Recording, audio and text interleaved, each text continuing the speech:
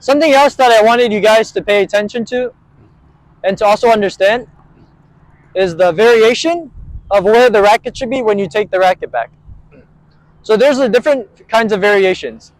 Some players will keep the racket lower, some players will keep it higher, but generally speaking, you want the racket head to be slightly above your hand.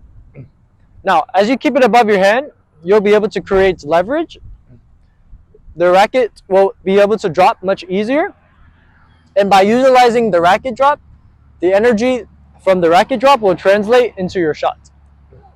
So when you take the racket back, you want the racket head to be slightly above your hand. It could be here, it could be here, it could be here, here. But notice how in all of these different variations, I'm keeping the racket head above my hand. There are some exceptions to this rule, where players such as TFO or maybe even Kyrgios will go here and keep the racket head pretty low. So there are exceptions, but these players all have close to Western grips, and they're very relaxed in their arm, and they utilize the whip of the forehand to generate their power.